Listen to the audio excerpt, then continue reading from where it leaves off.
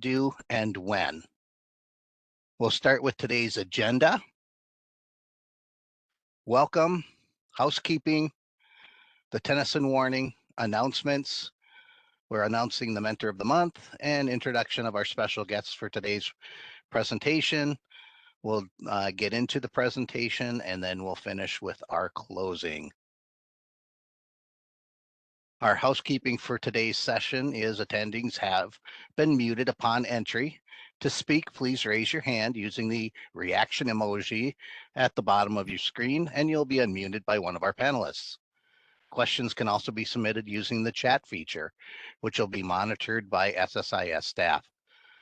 Closed captioning can be enabled using the CC button located at the bottom left of the screen. And this session will be recorded and will be posted on the Minnesota Child Welfare Training Academy website in the near future.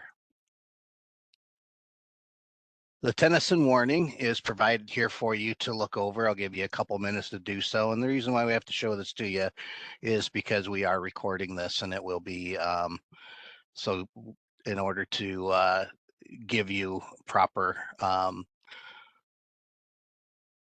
information about what that all means, you can read this. I'll give you a couple of minutes to go through it.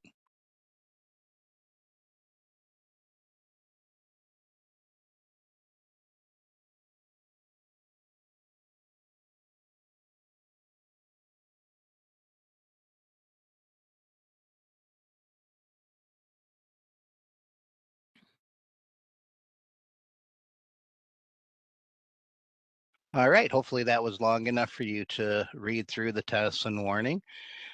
We will have Cynthia make some announcements regarding leadership and modernization. Take it away, Cynthia.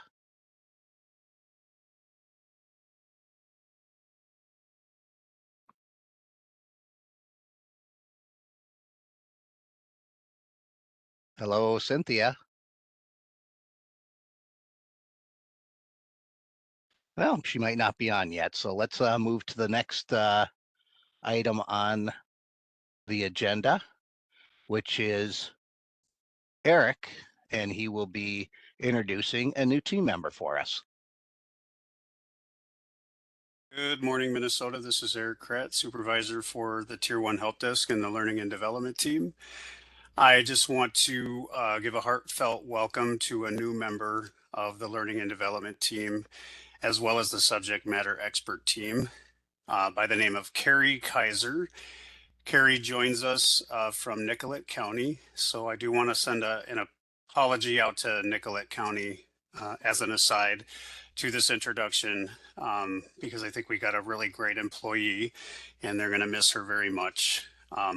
But we get to share her with the whole state of Minnesota now in terms of SSIS physical training.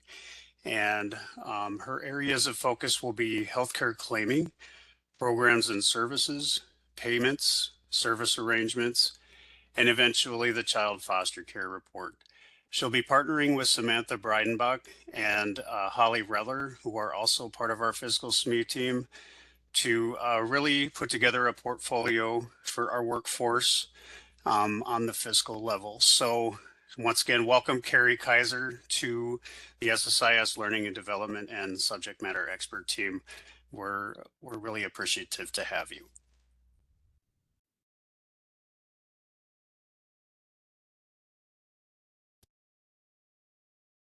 All right, thank you, Eric.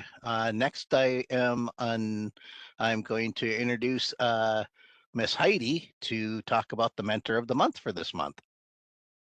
Thanks, Ross. Good morning, everybody.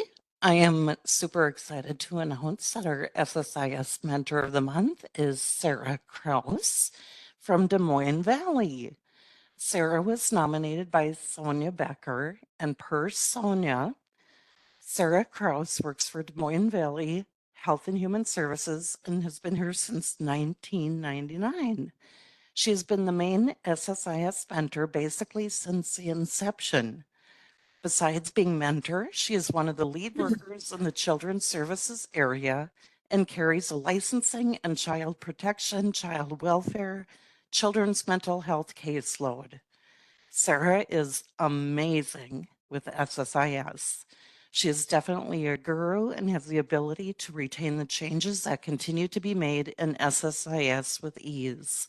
She is able to answer anyone's question about SSIS, regardless of what program area it involves, and she is a resource to our fiscal staff who rely on her help to answer and fix issues with some of the reports. I really cannot say enough about having Sarah at our agency in this role. I would be so lost without her. Anyway, thank you and congratulations, Sarah. We appreciate all you do more than you know. And if anybody has anyone they would like to nominate and be recognized as Mentor of the Month, please feel free to send me an email with a nomination request, and we will review those submittals and hopefully have a new exciting Mentor of the Month to share then at our next coffee talk. Anyhow, with that, I will pass it on to Michelle, who is one of our subject matter experts and who has been very, she's just done a ton of work to coordinate and collaborate with Pequot for this morning's coffee talk. So Michelle, thanks for being here with us, and I'm going to pass it to you. Thank you, Heidi. Good morning to everyone. As Heidi said, I'm Michelle Johnson, and I am the permanency subject matter expert with SSIS Business Operations. And I started a very short 6 months ago and am finding the world of SSIS super fascinating and very overwhelming. But it has been super eye-opening to me in regard to mentors, like just how much I relied on our mentor when I was at the county. And so I just, again, want to give a shout out to all of you mentors. We workers in the field could not do it without you. Also, since being a part of SSIS, I was noticing the amount and the number of tickets that come in regard to pre and post adoption identity dilemmas. And there are many. So when we were planning for coffee talks, decided to invite our permanency team back. For some of you, this will probably be a refresher course, and others, maybe it's your first chance to hear the information. So regardless, it is important, and I'm so glad that you are all with us. And with that, I will hand it off to Vanessa Ryan. She is one of the Pequot Permanency Quality Assurance team members, and she is going to start today. I do believe that Alicia Wolfman is with us also, and possibly Katrina, who is, and Carlo, who is the permanency policy specialist. So take it away, Vanessa. All right, good morning, everybody. I'm going to just pull up my screen really quick. All right. And welcome this morning. I'm going to be talking about, as Michelle mentioned, the pre and post adopt identity in SSIS. So as we move along, feel free to ask any questions that you might have throughout. Just real quick agenda, we will be going through those pre and post adoptive identities, as I mentioned. We'll touch on some continuous placement issues that we see come up as well. I have a few scenarios that I'll run through that we see are pretty common when it comes to post adoption and using identities. And then we'll discuss data fixes and workarounds, some resources briefly, and answer any questions throughout. And then we'll share contact information. Can you all see my screen? It looks like it has stopped. No, Vanessa, we don't Okay. see the PowerPoint. Okay, I clicked to share and then it immediately stopped. Oh, I think I know why it stopped sharing. One sec, let me just get my payroll. Maybe what I'll do is just do this. Okay, Let's go back to my main screen. Sorry about that, everybody. Okay. Do this. Okay. There. And now we'll go back to the slideshow. All right, can we see it now? Yep, we got it. Okay. One thing is I cannot see the chat anymore. So I know Alicia's on. She was going to keep an eye on the chat too and just jump in to answer any questions that might come up, but feel free to shout out any of the questions that do show up in there. So pre-adoptive and post-adoptive identities, I'm going to touch on the importance of why we have both of them. So the main difference between the pre and post-adoptive identities, anything that happens before the child's adoption is going to be captured in that pre-adoptive identity. So from when they first come in to out-of-home care, into foster care before they're adopted, that's where their adoption work group is going to be held. Those initial services that are set up for the child are all going to be kept in there and recorded, and everything that occurs for the child leading up to the adoption will be in that pre-adoptive identity. And then once that adoption finalizes, that is entered into SSIS, then that post-adoptive identity is created. And that is where the records then continue to be retained in that post-adoptive identity for that child's new identity. So anything that occurs post-adoption will be held there. Any services that carry over will be carried over into that post-adoptive identity. And we'll kind of see a little bit about that in the scenarios as we go through those. It is really important to select the correct identity when you are entering information. Again, we'll talk a little bit more in the scenarios because there are cases where it might seem like there's overlap, but it's really important that correct record keeping is being done in the post-adoptive identity. You'll want to be sure that for any reassessment requests that the post-adoption identity is used. That is where the MAPC reassessment will be housed. That's where it will be pulled from to do those reassessments when those are requested. It's also really important to keep the pre and post-adoptive identities separate. We'll see in quite a few of the scenarios where it's tempting to think that they should be merged or that information should go into the pre-adoptive identity, even though it happened post-adoption. And so we'll talk about that and just the importance of keeping those separate and making sure that that record keeping flows with the course of the child's history and that sort of thing. SSIS does have a rule that prevents workers from creating a second continuous placement for a child, the pre-adoptive client, after that child has been adopted. So if you are working with a child and for some reason a new continuous placement is to be added, SSIS would prevent that from occurring because that adoption has been entered into SSIS. Instead, a new continuous placement would have to go into a child's post-adoptive identity. Additionally, post-adoption services should be recorded in their new adoption identity as well and closed out of that pre-adoptive identity.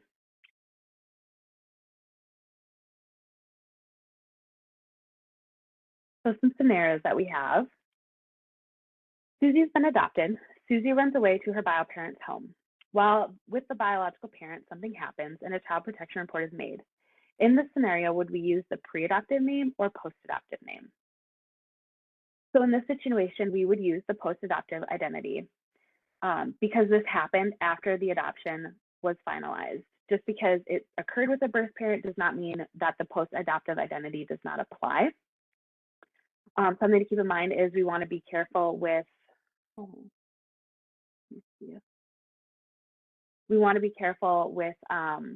how information is input into SSIS in that post-adoption identity regarding the situation because it does involve a birth parent. So that is something to be mindful of, but you would continue tracking information, any child protection reports that are made post-adoption in that post-adoptive identity.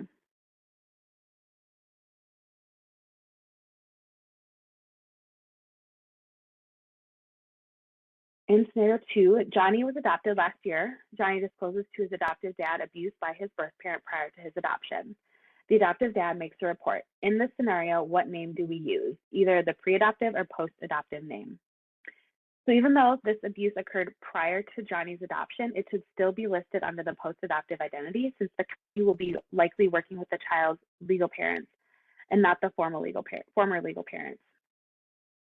So this is kind of what I touched on with that temptation to go back and use the pre-adoptive identity, because this was abuse that occurred prior to the child's adoption.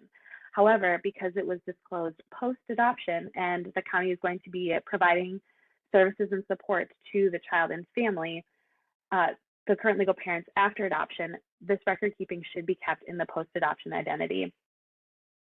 And be careful, not to identify birth parents as well. So it is important to maintain that level of privacy for the child and the birth family as well when you're keeping that record in the post-adoption identity. But those services are going to continue for the child post-adoption, even though this was something that did occur prior to the child being adopted. Timmy has an AG work group and a CMH work group. Timmy's adoption finalizes and the county closes his AG work group. However, he continues to receive CMH services, social and mental health. In this scenario, does the county continue services in the same CMH work group?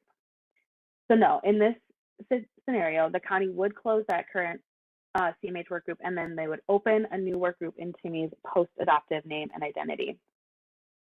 So this was something I kind of touched on. So we have a continuation of services after an adoption. So you're going to close out that.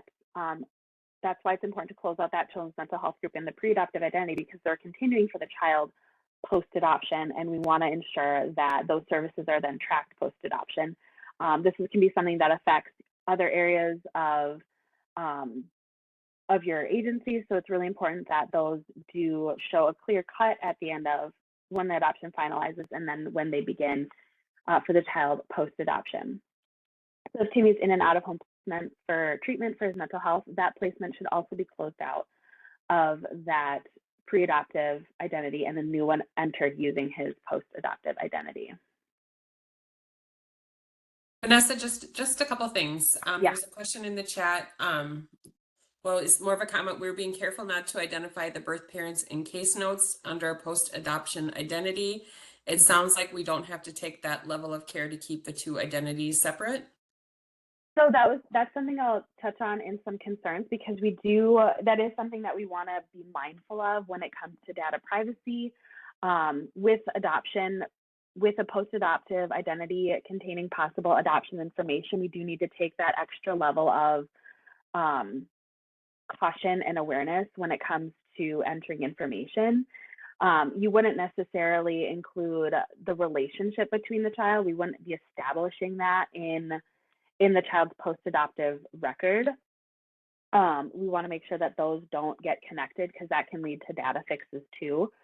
But we want to be mindful of just the added layer of data privacy that comes in when reports are being made that might involve biofamily post-adoption. And then the next question is, who is responsible for creating the post-adoptive identity?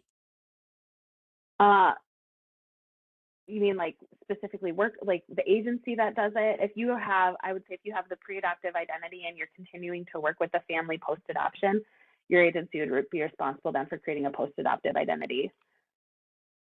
Then there is a next, is it possible to add a notation to the pre-adoptive identity after the adoption is finalized? And Ashley, we do go into a couple suggestions for that later in the webinar.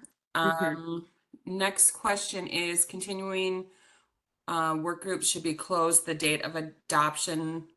Then reopened with the new date name the next day, ? Yeah, I would say however your court finalizes the adoption, whatever date that is, then the new post-adoptive identity is based on that final date. So that way there's not a huge gap in services. Like, it doesn't appear that there's a huge gap in services, because as I mentioned, this could affect other areas of your agency when it comes to billing and tracking, that sort of thing. Just making sure that there is that clear indication of this is when the adoption finalized, but the services continued. I also just wanted to make note too that when a child is in placement, the placement and the continuous placement should close, and a voluntary placement agreement should be signed. all using the post-adoptive identity. So just wanted to make note of that also. And that's all we have for right now, Vanessa. Okay. Johnny and Tommy Smith received CMH services. While receiving CMH services, their mother gets married and her husband adopts them. Their names are now Johnny and Tommy Jones. So in this scenario, does the county close the work group and open a new one? So in this case, either or is correct. A new identity should not be created since this was a step-parent adoption and the children were never under guardianship of the commissioner. The county could change the name fields and case note the adoption and then move forward, or they could open a new work group with their new names. But because they don't have those pre and post adoptive identities, that's not necessarily affected in this. It would just be the work group that they could change the name for, or they could open a new work group with the new names.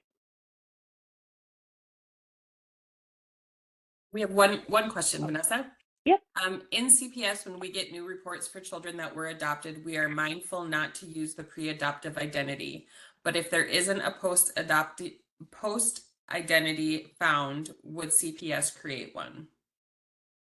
Yeah, so you'd be creating then that new record.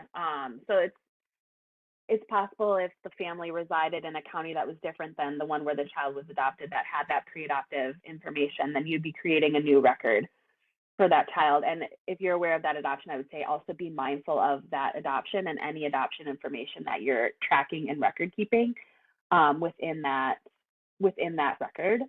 And we're kind of going to go into it a little bit here with some of the concerns and things identified from those scenarios, because there is that added level, as I mentioned, of data privacy that we want to be mindful of when it comes to a child's adoption, and any information that could be shared. We want to add that level of protection to that.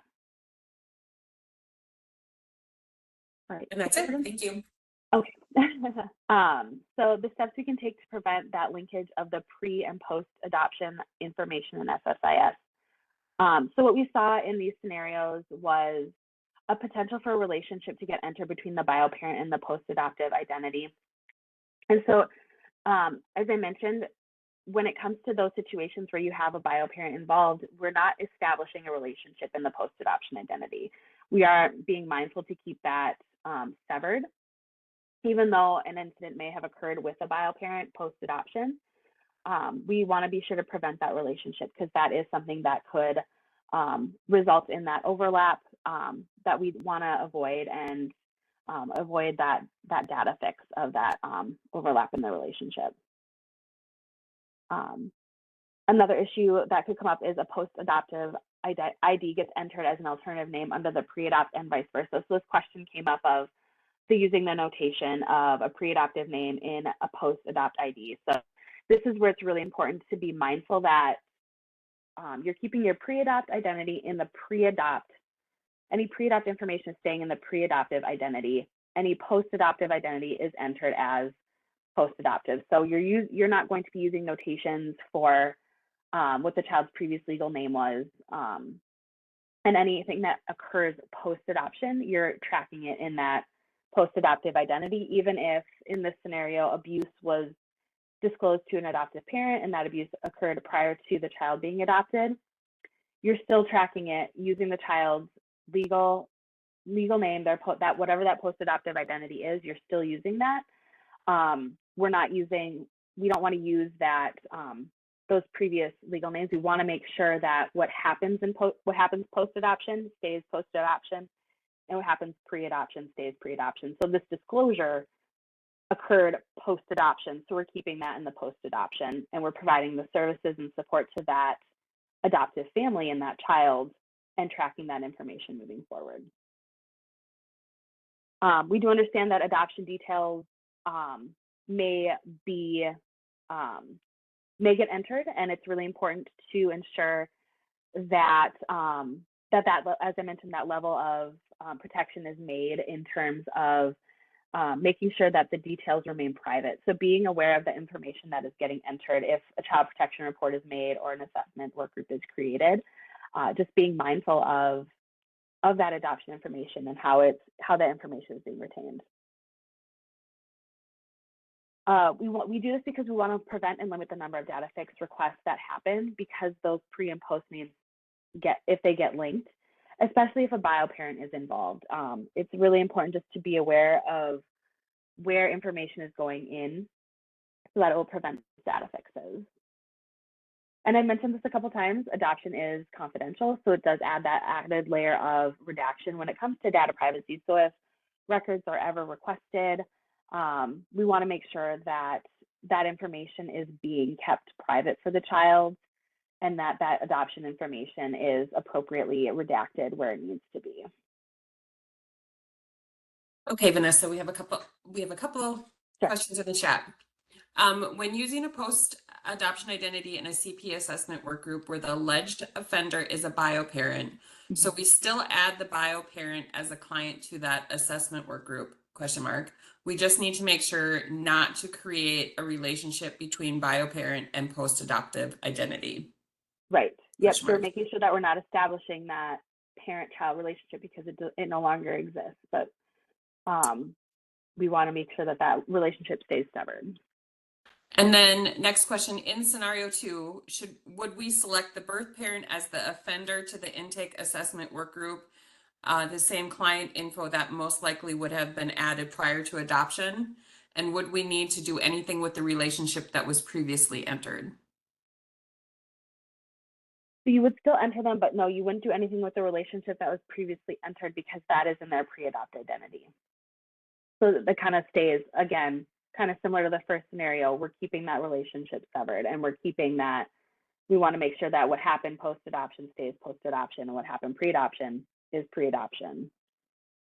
Then what if their previous legal name has not changed? Even if their previous legal name has not changed, they're still getting that post-adoptive identity. They do get they get new numbers with regard to that post-adoptive identity. So their PMI, their Swindex are changing. So there is that indication that they have a different identity post-adoption, even if their name remains the same. So I think we're going to talk a little bit about tips and tricks about how to differentiate between the two if you have that post-adoption identity and the child's name has remained the same post-finalization. And then this is referring back to the comment Joanne had about adding the alleged offender as a bio parent. She's questioning, but isn't having the bio parent in a work group with the post-adoptive identity creating a link between the two? Because we aren't establishing the relationship, they are showing up as the offender. And this is, again, where we want to be mindful of that adoption record piece because you are keeping notation of the child's adoption, how this relates to the child's adoption because it was a biological parent. So being mindful of that record keeping as you're reporting the incident and how that information is tracked and held is important to keep in mind too, because it doesn't necessarily link the pre and post adoptive identity where we would need a data fix or something, but it would be a case where you have them included in the record because they were the offender. Then what do we do with the social security number if that doesn't change from pre to post adoption identity? That could carry over too. We've seen that happen where families don't change the social security number. As I mentioned, other numbers do change that indicate you would just want to make sure you're grabbing the right identity then. If their legal name doesn't change and their social security number doesn't change, you just want to make sure you're pulling in the right identity. Or even if their name changes and their social security number doesn't, you still want to make sure that you'll still be able to pull in the right identity because there are other, they do get new Swindexes and PMIs and those numbers in SSIS to indicate which is the new identity. So then follow-up question, the pre-adoption PMI closes and social security number is removed from the pre-adoption. Post-adoption PMI is created and social security number is added to the post-adoption identity. Is that correct? Do they have to remove the social security number from the pre-adoption PMI? I guess I am not sure if they need to remove it. I think that could be a agency policy procedure thing if they do remove it from the previous adoptive identity. That might be a tip and trick of how to tell which is which, the difference between the pre-adoptive and the post-adoptive identity. Oh, Marcia just posted in there that Oh. the reconcile process and clearing will take care of that. Thank you, Marcia.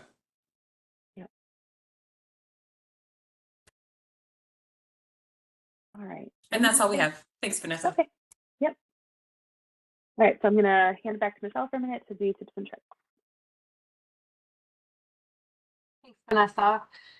In working with some counties and doing some data fixes and helping kind of sort out some of the pre and post adoptive identity dilemmas, there are a few things that we've seen, kind of cool things that some counties do to make sure that they are not merging or pulling the wrong identity. So this one here, the middle name field in SSIS does not lock. So when an adoption is finalized, you can change the middle name field to say do not use. So it will appear like this. Like you see the Johnny, do not use Johnson. So that would be his pre-adoptive identity. And then this next one is you can update the current physical address in the pre-adoptive identity to read do not use. So when you're doing a person search, the pre-adoptive identity appears like this. So you see Tommy, and then he lives in do not use Aiken County or Aiken, Minnesota. So, but it's also important to note here that the do not use address will only show up in the county search detail. If you did a state search detail, it would not show up like this. But for internal county use, I think this is a great way to do it as well. Moving forward, we have some tips and tricks as far as you want to move it forward. Sure. We have, data fixes and workarounds. This isn't something that we are going to go through word for word. We're just providing it here so that you have it for your reference and kind of to troubleshoot a little bit moving forward, identifying if there is something that can be worked around or if something is going to need a data fix. But there are certain situations that we do find these occurring. So Vanessa, if you want to go through those a little bit. Yes. Awesome. Yep. So changes to family structure can occur during the adoption process. One that we see often is adding a parent. So say a pre-adoptive parent is moving forward with the adoption and gets married, or their spouse decides they also are going to adopt if they previously hadn't been planning before. You can add a parent to the case. So the biggest, like Michelle said, we're not going to go through and read all of these. These slides will be available to you to use as a resource for these data fixes and workarounds. But the biggest places to be aware of this is within the BizOrg and then in the adoptive placement verification. So you'll work with the help desk and your mentors will all help work with the help desk to make sure that these get updated to add a parent if that is the case for an adoption that you have moving forward. And I will note with these changes in structure and the other ones that we're going to go through, it's really important to keep your records and eligibility consultant involved as well, so that they're aware, especially if you've submitted the adoption paperwork already for review, so that they are aware of any changes that are going to be happening with the documents that have been submitted. There's also the situation where you may be removing a parent, both from the placement and the adoptive placement verification. So this person is no longer the foster parent and no longer plans to adopt a child. So that will need to be addressed in the BizOrg to remove them as that provider, and then from the adoptive placement verification, again, to remove them from the adoptive placement verification as well. So in cases of maybe a divorce or something like that, where someone then moves out of the home and is no longer adopting, then they would be removed from would have to be removed from the BizOrg and the adoptive placement verification and the placement as well. There are also circumstances where someone may need to be removed as a parent, but they are not being removed from the placement, so they are still residing in the home. We have seen situations like that where maybe a married couple were going to adopt a child and it's decided that only one parent is going to move forward with the adoption. So it would be important to remove them from the adoptive placement verification, but they would still remain on the BizOrg because they are still part of the placement. So you would request the data fix then for just the adoptive placement verification. It would not be for the BizOrg. If an APA disrupts, but the placement does not, so the foster parents are no longer intending to adopt, but the child is not leaving the home, you would need to let your consultant know this, let them know that the child is still in the home. We do see situations where this occurs, but the family is open to having the child stay in the home until a new pre-adoptive home is identified. In this case, you would disrupt the APA, but not the placement.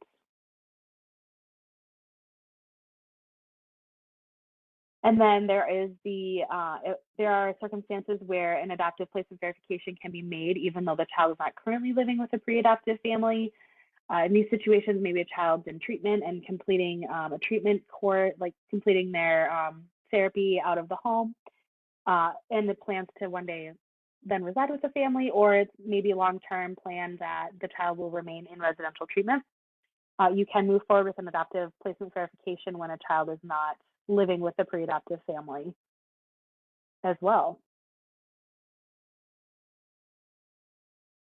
And then when the pre-adoptive placement disrupts before finalization, again, you'll update the placement verification and then change the reason as to why you're ending that placement in SSIS. And in this situation, excuse me, a pre-adoptive placement disrupts and the child has left the home. Are there any questions? Going back to the scenarios, it says, how would the relationship be entered in the child maltreatment report allegations? There's a spot on there that asks what the offender's relationship to the child is. And they're questioning what relationship they should use.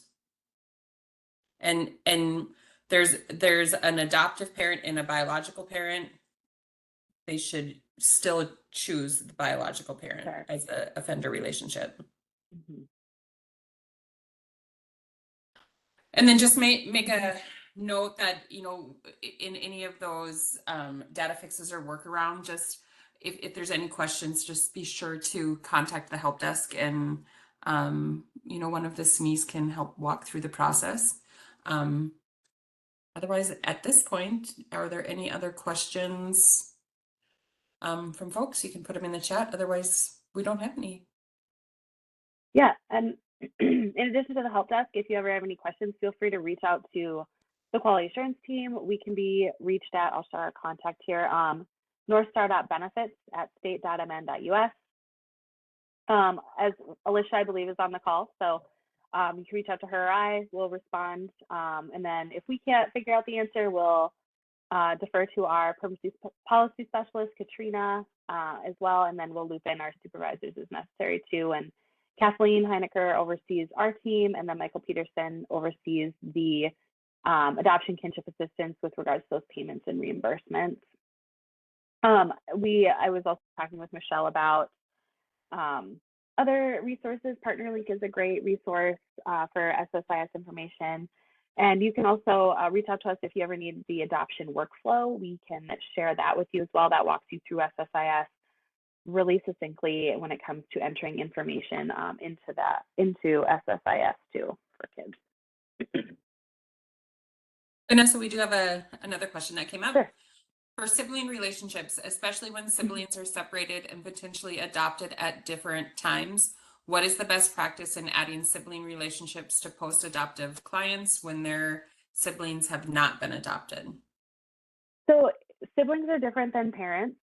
Even with adoption or sibling separation order, their relationship is not legally severed. So you can still track siblings in relationships because that information can go on a social medical history.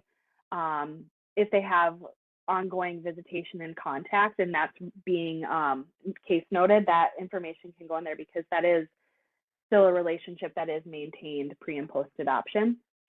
And as I mentioned, it's not a severed relationship in the same way that a termination of parental rights severs a parent-child relationship.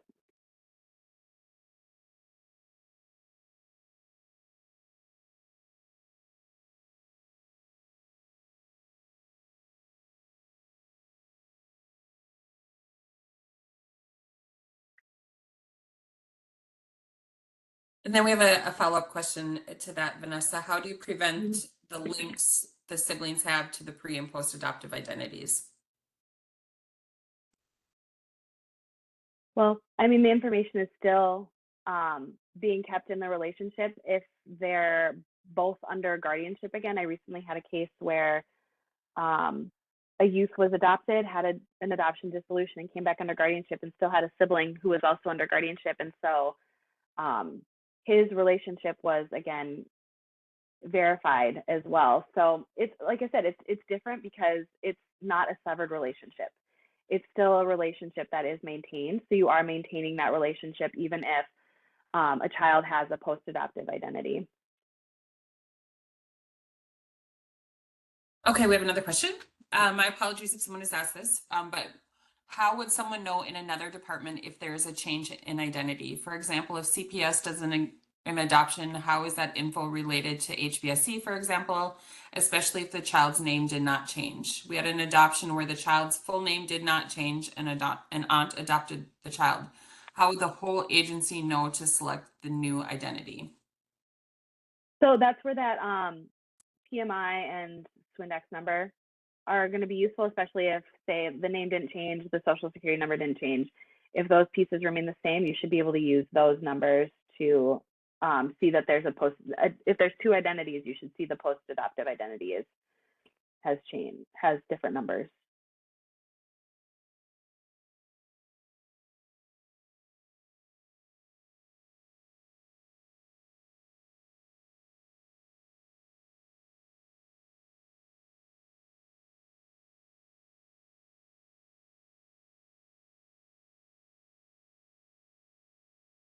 Any other questions? If you don't know who your records and eligibility consultant is, we do have this slide that does list their phone numbers and emails. You can reach out to them. And then my contact and Alicia's direct contact are also on this slide as well. I also just wanted to back up, sorry, Vanessa, to that last one, that I think it's also important for agencies, especially if other workers are currently working with that child, that you know, there's that communication amongst workers working with the child, that the adoption is finalized, so that they would need to you know, close that work group out and open a new one. Mm-hmm.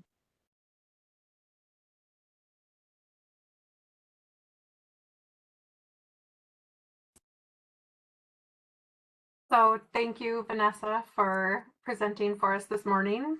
And then I'm seeing in the chat a lot of when in doubt, reach out. And I just want to reiterate that if you are having a dilemma, we would rather help on the front end of that than getting too far in and having to back out of a lot of that. So again, we are all here to help. So just feel free to send an email to the help desk and let us help you. So with that, thank you for spending your morning with us. And thank you again, Vanessa. Before you all start jumping off, there are a couple of things that I'd like to swing back around to. We had an update that Cynthia was going to give in regards to SSIS leadership and modernization. Cynthia, are you available to do that? I sure am. Thanks so much, everybody. Thank you, Ross. And that's let's See, I can't see myself right now, so I'm just gonna. All right, can you hear me, Ross? Yes. All right. So this morning, just really wanted to share that we're continuing to do the work on related to the child protection review, and particularly just wanted to highlight that we are we will have additional items in the next release that are related to the review. There will be several items for that release and potentially the next one related to time and activity changes that were asked for as part of that review. And we will also have small but a mighty enhancement change is that we will have fentanyl will be added as a substance. So so hopefully that will be, well, for sure that will be in 24/4. We're really excited about that. If folks do have questions about any of those things, you know, what will be in the next release, particularly if there might be something that you would be interested in piloting, always feel free to reach out to the help desk or Marcia or myself. That is all this morning. All right. That's for me. Well, thank you. So as always, we want to share your SSIS resources with you. So we do have the slide here that talks about the SSIS resource page. That includes the statewide release information, SSIS worker documentation, and SSIS fiscal documentation. Visit the site often because there's a lot of information that changes and or gets updated or is new. So keep on coming to the resource page here. For this coffee talk, if you have need any information, please contact the SSIS help desk, and you can view this SSIS coffee talk webinar recording in the reference materials for this one or any prior ones with the Minnesota Child Welfare Academy SSIS training site, and the link is provided on this slide. Want you to save the date for additional SSIS Coffee Talks in October. The Learning and Development team is going to be presenting, and we'll get you more information on the topic soon, and also the statewide release November 19th. Will be also more information coming soon on that particular coffee talk. But keep your calendar for Tuesday, October 22nd and November 19th for these future coffee talk. We do want to thank you for taking your time this morning to see this presentation, and we hope to see you on the next one. As always, stay golden, Minnesota. Radio Ross out.